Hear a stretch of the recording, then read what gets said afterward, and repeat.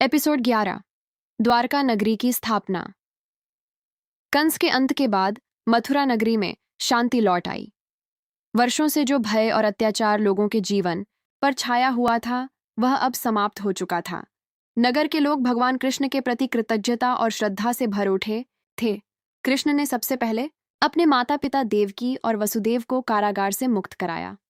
इतने वर्षों बाद माता पिता अपने पुत्र को देखकर भावुक हो उठे। देवकी की आंखों में आंसू थे, लेकिन इस बार वे दुख के नहीं बल्कि गर्व और प्रेम के आंसू थे। कृष्ण और बलराम ने मथुरा के सिंहासन पर उग्रसेन को पुनः राजा बना दिया, ताकि राज्य में न्याय और शांति स्थापित हो सके। मथुरा के लोग अब नए युग की शुरुआत महसूस कर रहे थे, लेकिन कंस की मृत्यु के बाद भिक्तरा पूरी तरह समाप्त नहीं हुआ था। कंस का ससुर जरासंध, जो मगध का शक्तिशाली राजा था, इस घटना से अत्यंत क्रोधित हो गया।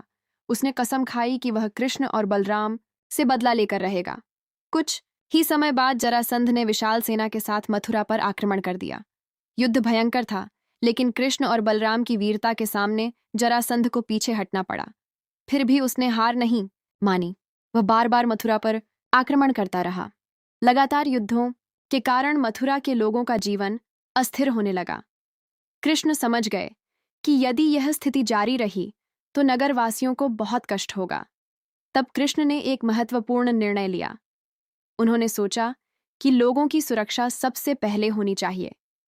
कृष्ण ने समुद्र के किनारे एक नई नगरी बसाने का निश्चय किया। यह नगरी इतनी सुरक्षित होगी कि शत्रु वहां आसानी से आक्रमण नहीं कर सकेंगे। कहा जाता है कि भगवान विश्वकर्मा की सहायता से समुद्र के बीच एक अद्भुत नगर का निर्माण हुआ। यह नगरी थी द्वारका। द्वारका नगरी अत्यंत सुंदर और भव्य थी। वहां विशाल महल, चौड़ी सड़कें, सुंदर उद्यान और मजबूत किलेबंदी थीं। समुद्र की लहरें इस नगरी को चारों ओर से घेरती थीं, जिससे यह स्वाभाविक रूप से सुरक्षित थी। कृष्ण ने मथुरा के लोगों को वहां बसने के लिए आमंत्रित किया।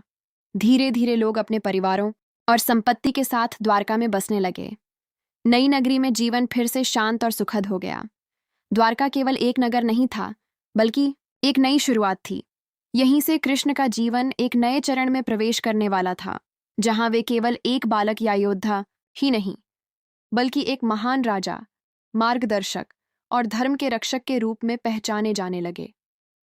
द्वारका की स्थापना के साथ ही कृष्ण की लीलाओं का एक नया अध्याय प्रारंभ हुआ, और इसी प्रकार भगवान कृष्ण की दिव्य यात्रा आगे बढ़ती रही, जहां हर कदम पर धर्म और न्याय की स्थापना होती रही।